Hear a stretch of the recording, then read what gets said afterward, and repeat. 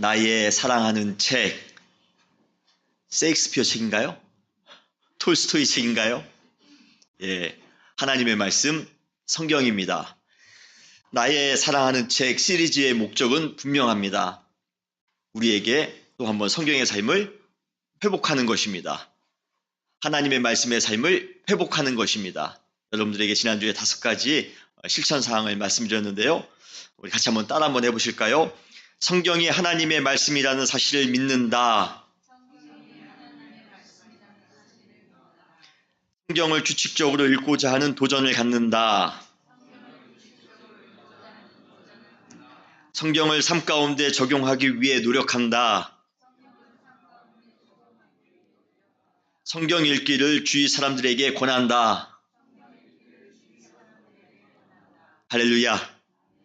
이번 시리즈를 통해 정말 하나님의 말씀의 삶으로 우리의 삶이 완전히 변화되시기를 주님의 이름으로 축원합니다.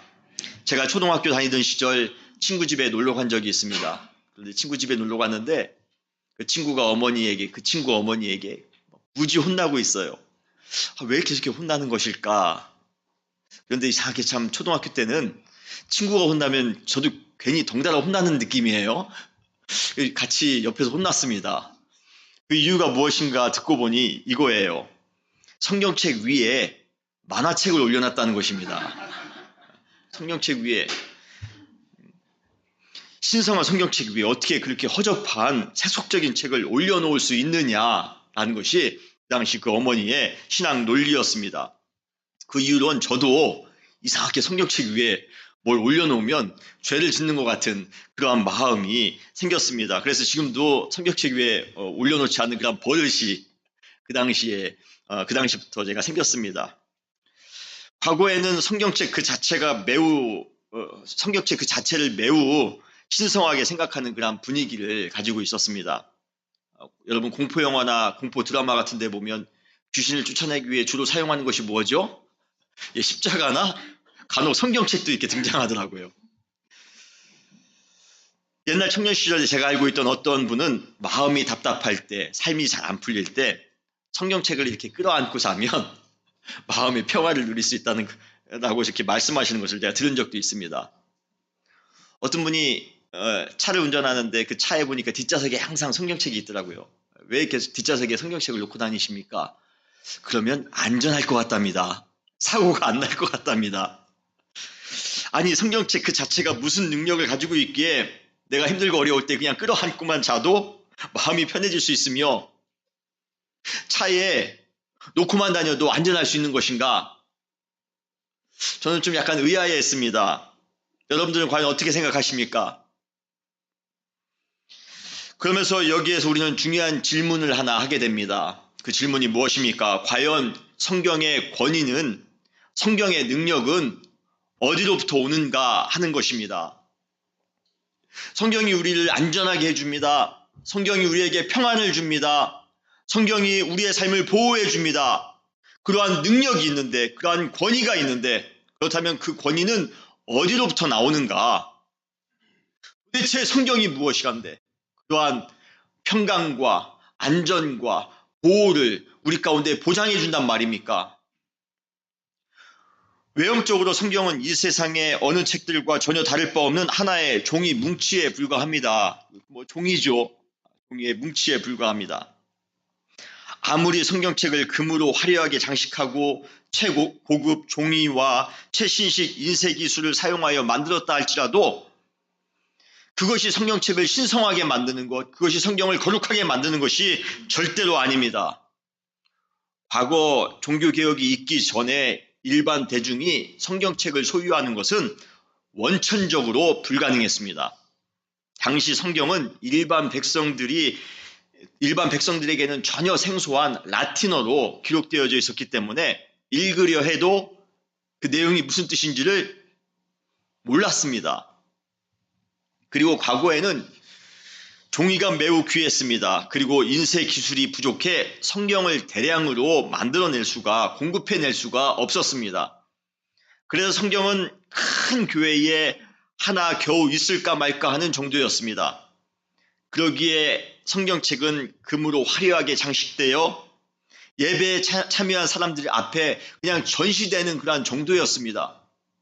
그 당시 성경책은 읽기용이 아니라 전시용이었습니다.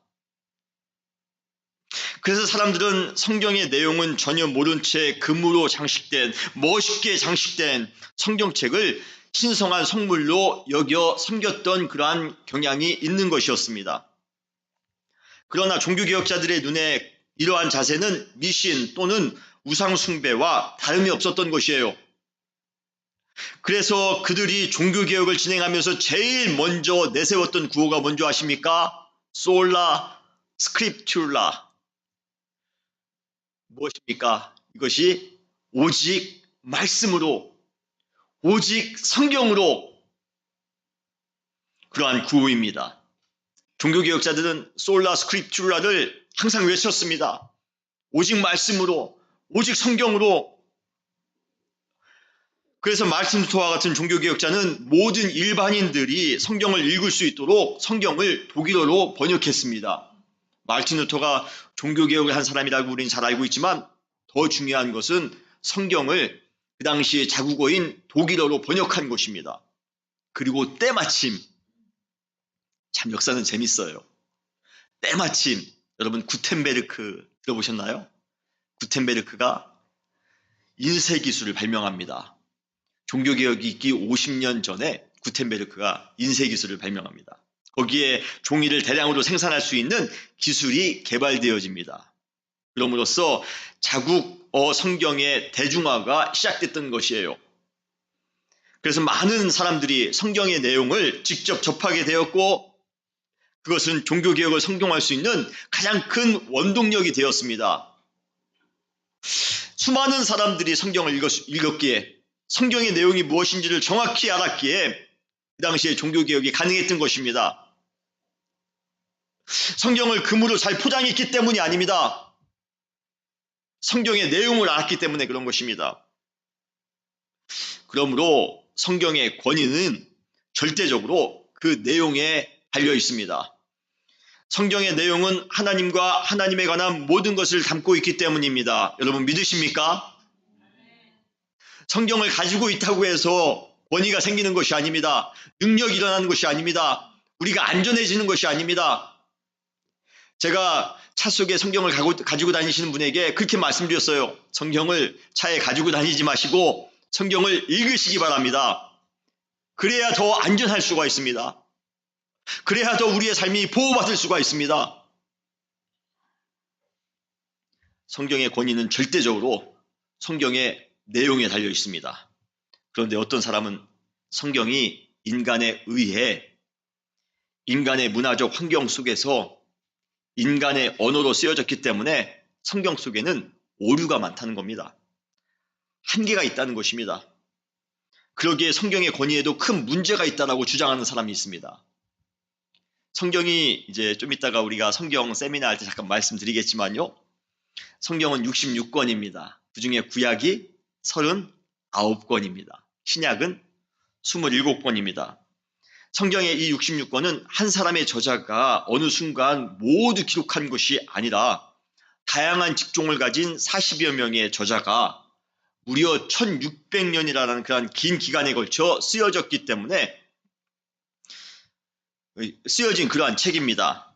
그래서 성경에 대한 비판적인 사람들은 성경이 그렇게 사람들에 의해서 쓰여졌기 때문에 하나님의 말씀이 아니라는 것입니다. 성경은 그 저자들의 견해 또는 성경에는 그 저자들의 생각이 포함된 그냥 문학책 중에 하나라는 것입니다. 그래서 그들은 성경의 권위를 무시합니다. 성경은 그냥 문학책이나 똑같다는 것입니다. 톨스토이가 지은 책이나 똑같다는 것입니다.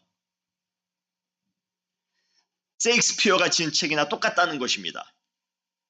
더 나아가 다른 문학책을 읽는 방법과 마찬가지로 인간이 해석의 주체가 되어 성경을 다루어야 한다는 의견도 있습니다. 무슨 말씀이냐면요. 성경이 말하는 내용을 하나님의 말씀으로 믿고 순종하는 마음으로 받아들이는 것이 아니라 독자 자신의, 읽는 사람 자신의 상황이나 환경, 이성이나 논리, 개인적인 경험에 따라 성경을 자의적으로 자기 생각대로 자기 마음대로 해석할 수 있다라고 이렇게 생각합니다. 예를 들어 소경이 눈을 뜨는 기적 이야기를 읽을 때 믿음으로 읽는 것이 아니라 하나님의 마음을 가지고 하나님이 우리에게 주신 마음을 가지고 믿음으로 읽는 것이 아니라 자신의 경험이나 이성적인 판단을 볼 때 소경이 눈을 뜨는 것은 전혀 불가능합니다. 그래서 성경은 이 내용은 단순히 지어낸 이야기야. 이 기적은 정말 일어나지 않은데 그냥 만들어낸 이야기야. 성경의 내용을 폄하합니다. 예, 인문학적으로 볼 때, 이성적으로 볼 때 상당히 타당한 말처럼 들립니다. 그들은 성경은 인간이 쓴 기록에 불과하며 인간의 이성에 의해 철저하게 난도질 당할 수 있다라고 그들은 생각합니다.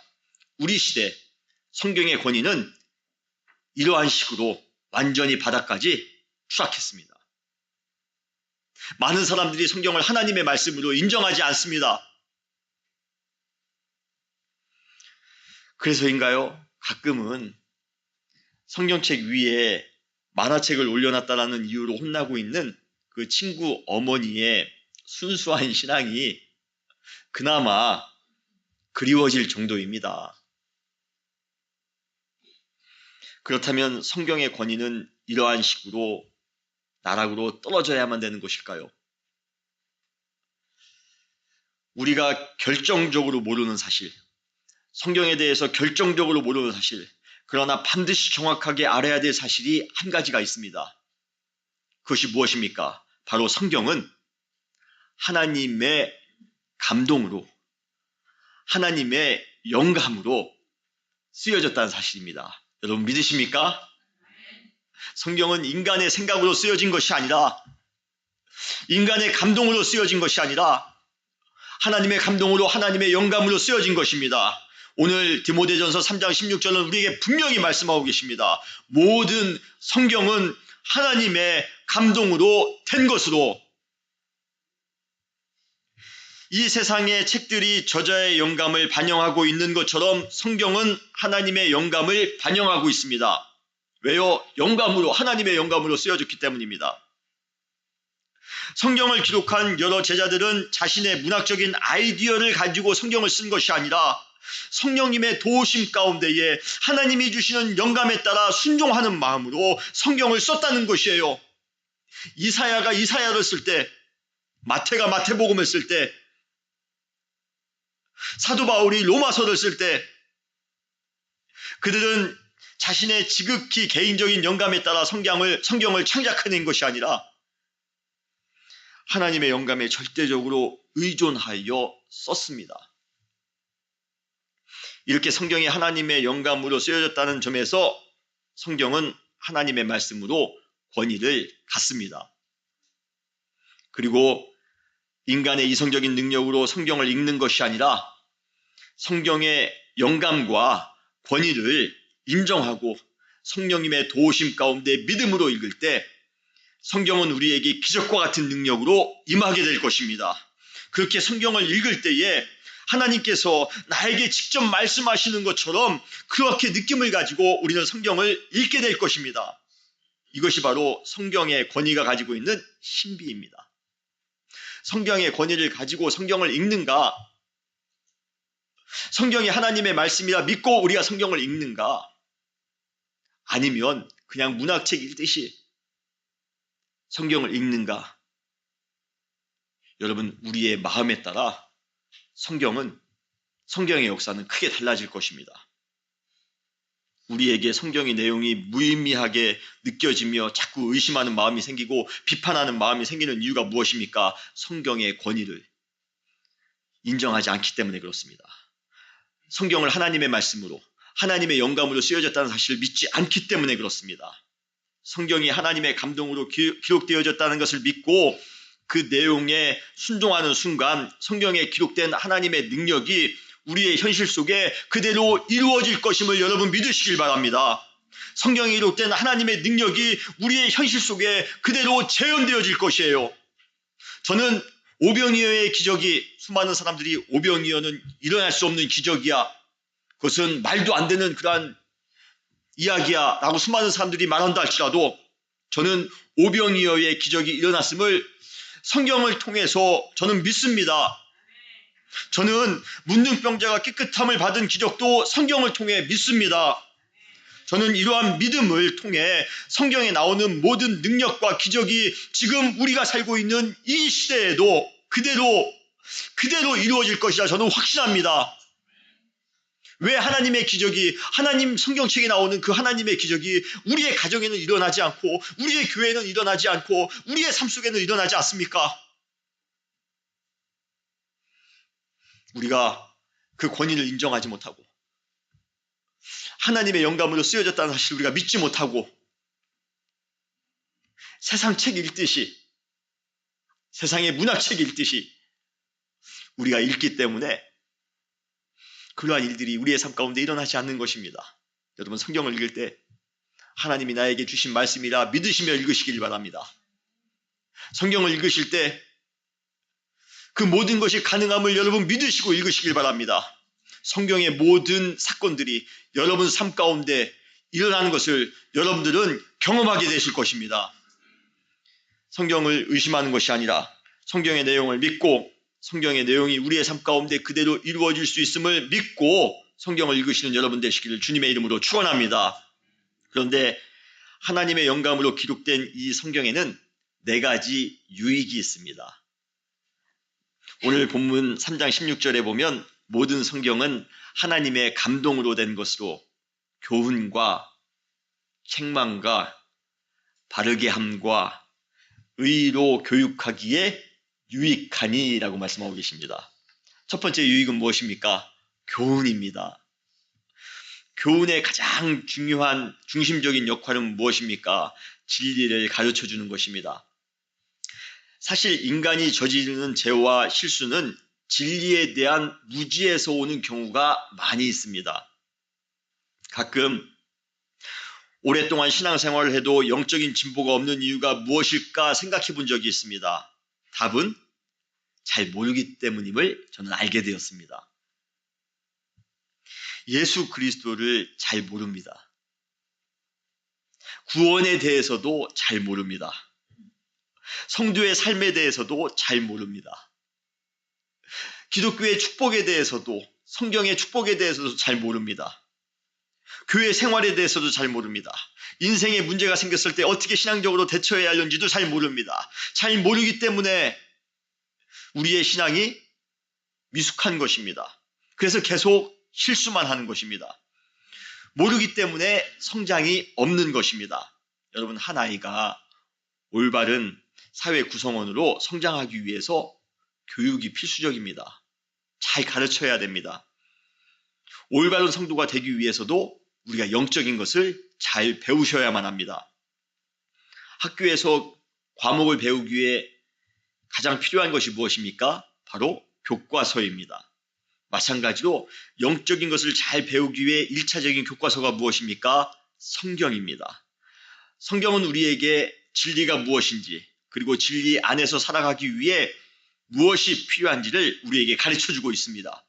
구원을 받기 위해서는 어떻게 해야 되는지, 진정한 성도가 되기 위해서는 무엇을 해야 되는지, 우리가 무엇을 믿어야 되는지, 우리가 어떻게 교회를 위해 헌신해야 하는지, 어떻게 다른 이웃이나 성도를 섬겨야 하는지, 우리는 어떠한 도덕적인 삶을 살아가야 되는지, 우리는 무엇을 소망하며 살아가야 되는지 성경은 우리에게 아주 명쾌하게 가르쳐주고 계십니다. 그래서 우리는 성경을 통해 영적 무지에서 벗어나 하나님의 뜻을 알며 살아갈 수가 있는 것입니다. 여러분, 말씀을 통해 우리가 어떻게 살아가야 될 것인가를 바로 배우시는 여러분 되시기를 주님의 이름으로 축원합니다. 인간은 죄인이기 때문에 자기 스스로의 능력으로 진리를 깨달을 수 있는 그러한 존재가 아닙니다. 인간은 깨달을 수 있도록 하는 가이드가 필요한 존재입니다. 성경은 우리를 진리로 인도하는 영적 교과서입니다. 올바른 성도로 성숙하기 위해 성경을 아는 것은 기본 중에 기본입니다. 성적을 오르길 바라는 학생들에게 학교 선생님들이 꼭 하는 말씀이 있습니다. 우리 시험 볼 때 우리 반이 잘 시험 보기 위해서 선생님이 교단에서 꼭 하는 말씀이 뭐죠? 교과서에 충실해라. 여러분 들어보셨나요? 모든 답은 다 어디에 있습니까? 교과서에 있다. 우리 선생님들이 항상 말씀하십니다. 교과서만 공부해도 좋은 성적을 받을 수가 있다. 우리가 하나님의 자녀로서 올바로 성장할 수 있는 방법은 성경에 다 나와 있습니다. 저도 성경 교사 아닙니까? 그냥 자격증을 받은 사람입니다. 목사님이 성경을 가르치는 사람 아니겠습니까? 그래서 제가 좀 이따가도 성경 맥작비 세미나도 제가 드리는 것 아니겠습니까? 그러한 성경 교사로서 여러분 모두에게 권면드립니다. 올바른 신앙과 진정한 인생을 배우겠다라는 그러한 겸손한 마음을 가지고 성경을 읽으시는 여러분 되시기를, 성경을 묵상하는 여러분 되시기를 주님의 이름으로 축원합니다. 두 번째 유익은 무엇입니까? 책망입니다. 책망? 책망이 뭐가 유익인가 의아해하는 분들이 계실지 모릅니다. 그러나 아름답고 가치 있는 인생을 살기 위해 가장 좋은 약이 있는데 그 약이 바로 책망입니다. 좋은 약은 입에 씁니다. 건강을 위해서라면 우리는 아무리 쓴 약이라 할지라도 모든 것을 감수하고 먹어야 합니다. 건강한 인생을 살아가기 위해 우리는 가끔 책망이라는 가장 쓴 약을 먹어야 될 때도 있습니다. 사람은 누구나 칭찬받기를 좋아하지 책망받기를 좋아하는 사람은 이 세상에 거의 없을 겁니다. 보통 책망을 받는 순간 미련한 사람은 감정적으로 반응합니다. 당신이 나에게 그러한 말 할 자격이 있느냐라는 식으로 말입니다. 그러나 책망을 받는 순간 지혜로운 사람은 그 책망의 의미를 깨닫고 받아들이려 노력합니다. 책망을 듣는 그 순간만큼은 기분이 썩 좋지는 않겠죠. 그럼에도 불구하고 지혜로운 사람은 책망을 통해 자기 자신을 돌아보려 합니다. 사실 책망의 목적은 상대방을 민망하게 하거나 수치스럽게 하기 위한 것이 아닙니다. 책망의 목적은 그를 더 온전한 모습으로 세워가기 위한 것입니다. 저도 개인적으로 사역자로서 성도님들에게 조그만한 것이라도 칭찬하려 노력합니다. 잘하셨네요. 조그만 것을 하셨어도 참 좋습니다. 참 잘하셨습니다. 저는 칭찬을 참 잘하는 그러한 사역자입니다. 그럼에도 불구하고 간혹 사역자로서 책망을 해야 되는 경우도 있습니다. 영적으로 신앙적으로 바르지 못한 생각이나 처신에 대하여 책망할 때처럼 참 어려운 것이 없습니다. 칭찬할 때는 저도 기분이 좋아요. 책망할 때는요, 왜 이렇게 힘든지 모릅니다. 사랑하는 성도 여러분, 제가 책망할 일 안 하시는 여러분 되시기를. 서로 불편해지잖아요. 책망하려고 하면 얼굴색 이렇게 제발 제가 진짜 솔직히 제가 책망하려고 할 때 얼굴색 좀 바꾸지 마시기 바랍니다. 예, 책망받을 일 없이 신앙생활 하시는 여러분 되시기를 주님의 이름으로 축원합니다. 예, 가끔 책망할 때가 있습니다만 책망을 할 때 보면 책망을 받는 그 사람들의 반응이 참 다양합니다. 제가 그러한 다양한 반응을 보면서 느끼는 것이 있습니다. 그것은 어떤 사람의 신앙과 인격의 성숙도는 칭찬을 들었을 때가 아니라 책망을 들었을 때 더 잘 드러난다는 것을 제가 배우게 됐습니다. 조그만 책망에도 기분 나쁘다며 관계를 깨는 사람이 있습니다. 책망이나 제대로 할 수가 없습니다. 그러나 혹독한 책망에도 불구하고 그것을 감사히 여기는 분들도 계십니다. 책망을 듣는 것이 유쾌한 경험은 아니지만 그래도 책망을 받아들인 사람은 더욱더 온전한 모습으로 성숙하게 될 수 있음을 여러분 믿으시기를 바랍니다. 성경에 나오는 많은 인물들은 대부분 하나님께로부터 칭찬도 받았지만 또 항상 책망도 받았습니다. 마가복음에 보면 예수님의 제자들이 예수님으로부터 책망받는 그러한 장면이 마가복음에는 참 여러 번 등장합니다. 마가복음 4장 40절에 보면 이에 제자들에게 이르시되 어찌하여 이렇게 무서워하느냐? 너희가 어찌 믿음이 없느냐? 책망을 받습니다. 마가복음 7장 18절에 보면 너희가 이렇게 깨달음이 없느냐? 또 책망을 받습니다. 마가복음 8장 17절에 보면 너희가 아직도 알지 못하며 깨닫지 못하느냐? 너희 마음이 그렇게 둔하냐? 자, 그런데 우리가 제자들에게 배울 점은 그러한 예수님의 책망에도 불구하고 예수님을 평생 따라다녔다는 사실입니다. 책망을 받을 때는 뭐 기분이 좋았겠습니까? 그래도 주님이 나를 책망하셨는데 내가 그 책망을 통해서 나를 한번 돌아봐야지. 그러면서 평생을 살았기에 우리가 지금도 그 제자들을 존경하지 않습니까?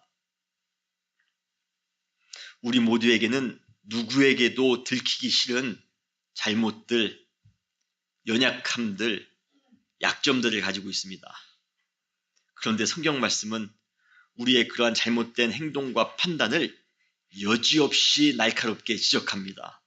히브리서 4장 12절에 보면 하나님의 말씀은 살아있고 활력이 있어 좌우의 날선 어떠한 검보다도 예리하여 혼과 영과 및 관절과 골수를 찔러 쪼개기까지 하며 또 마음의 생각과 뜻을 판단하나니 라고 말씀하십니다. 우리 마음에 있는 잘못된 생각들, 잘못된 행동들, 하나님의 말씀이 막 양날의 칼과 같이 우리의 마음을 해부하여 우리의 잘못을 드러낸다는 것입니다. 우리를 책망한다는 것입니다. 가끔 그러한 성경의 책망이 야속하게 느껴질 때가 있습니다. 그러나 우리의 인생을 더욱더 건강하게 만들 수 있는 그러한 좋은 책망이 바로 성경에 있음을 여러분 믿으시기를 바랍니다. 성경을 통하여 우리의 마음이 가끔은 찔리셔야 됩니다.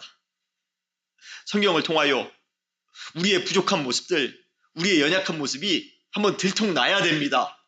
그래서 성경을 통하여 책망받으시며 그 책망을 은혜로 받아들이시며 그 책망을 통하여 또 한번 성숙하시는 여러분 되시기를 주님의 이름으로 축원합니다.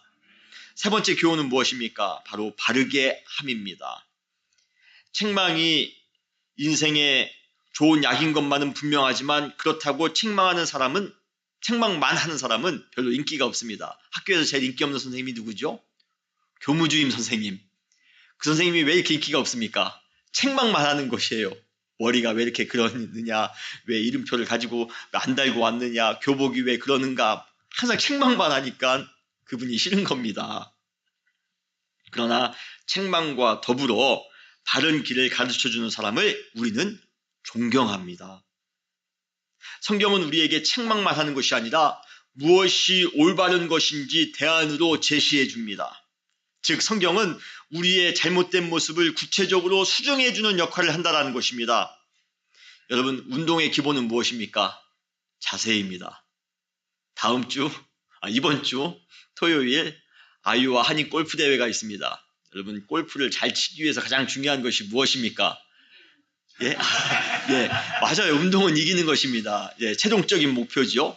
그렇지만 가장 중요한 것은 자세입니다. 자세가 좋아야 되겠죠? 예. 가끔 자세가 안 좋아도 잘하시는 분들이 계시긴 하지만 만에 하나입니다. 일반적으로 자세가 좋아야지 운동을 잘할 수가 있습니다. 그래서 골프를 할 때 그 자세를 만들기 위해서 참 노력을 하는 것이에요. 몇 달 동안 야구를 할 때도 스윙 연습을 많이 합니다. 공 던지는 연습을 많이 합니다.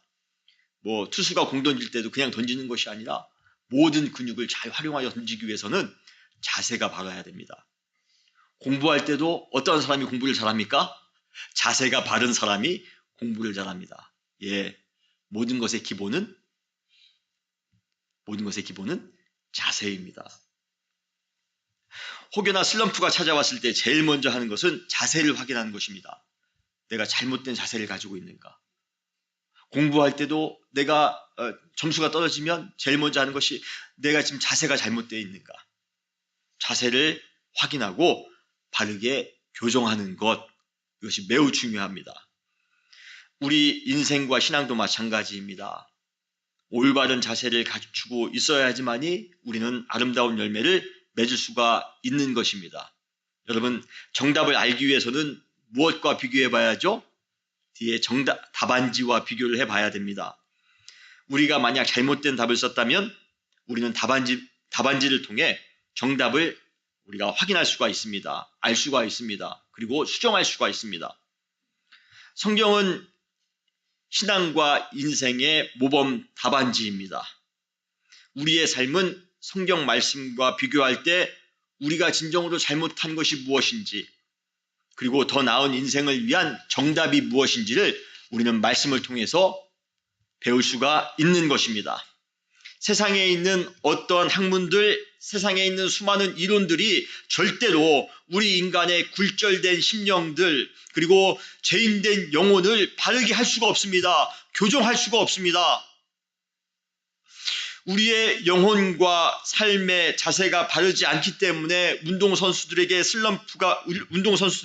슬럼프에 빠진 것처럼 우리의 영혼에 침체가 오는 것입니다. 여러분, 성경을 믿고 성경의 말씀대로 사는 것 외에 우리의 잘못된 영적 자세를 교정해 줄 수 있는 것 어떠한 것도 없습니다. 여러분, 하나님의 말씀을 통하여 여러분의 영적 자세를 바로 수정하시는 여러분 되시기를 주님의 이름으로 축원합니다. 세상의 것으로 하지 마시기 바랍니다. 그러한 것 세상에 없습니다.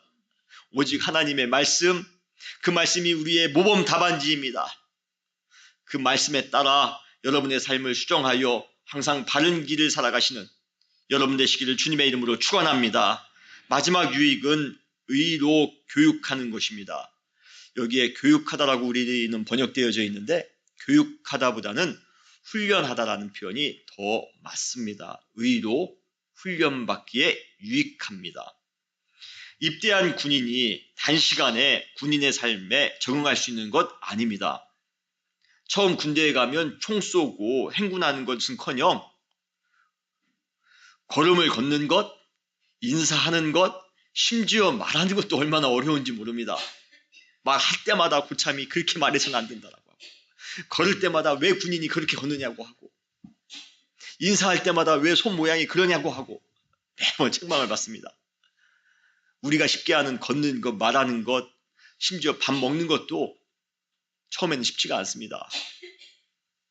많은 노력과 훈련을 통해 진정한 군인으로 성장해 나아가는 것입니다. 마찬가지로 성숙한 신앙인이 되어가는 과정도 단시간에 되어지는 것이 아닙니다. 많은 노력과 훈련이 필요합니다. 하나님의 요구하는 정반대되는 지점에서 교만하게 살아가고 있는 우리 인간이 교회 다닌 지 며칠 됐다고 하나님의 뜻대로 완벽하게 살 수 있는 것 아닙니다. 인간은 절대로 훈련 없이 하나님의 의를 행하며 살아갈 수가 없습니다. 10년을 내가 그냥 교회만 다녔다고 해서 그냥 자동적으로 훈련 없이 연단 없이 그냥 교회만 다녔다고 해서 신앙이 성숙하는 것 아닙니다. 그래서 바울은 디모데에게 처음 보내는 편지에서 이렇게 권면하고 있습니다. 디모데전서 4장 7절에 보면 망령되고 허탄한 신화를 버리고 경건에 이르도록 내 자신을 연단하라 라고 권면하고 있습니다. 이러한 훈련과 연단이 있어야지만이 세상을 승리하며 살아갈 수 있다는 것입니다. 그런데 이러한 연단과 훈련을 위해 필요한 것이 있다면 바로 무엇입니까? 성경입니다. 성경은 영적 훈련 지침서입니다. 우리가 진정한 성도로서 성숙할 수 있도록 돕는 영적 매뉴얼입니다. 훈련 지침대로 잘 훈련받은 병사가 훌륭한 군인이 될 수가 있습니다. 훈련 지침대로 잘 훈련받은 운동선수가 훌륭한 운동선수가 될 수 있습니다. 마찬가지로 성경대로 연단을 잘 받은 성도가 진정한 하나님의 사람이 될 수 있음을 여러분 믿으시길 바랍니다. 성경 없이 진정한 성도가 될 수가 없습니다. 성경의 훈련 지침서를 통하여 영적으로 훈련받으시기 바랍니다. 의로 훈련받으시기 바랍니다. 진리로 훈련받으시기를 바랍니다. 그러한 훈련을 통해 우리는 세상을 이기는 하나님의 사람으로 성숙할 수 있는 것입니다. 그러한 훈련받는, 말씀으로 훈련받는 사랑하는 은혜교회 성도님들 되시기를 주님의 이름으로 축원합니다. 우리 다시 기도하시겠습니다.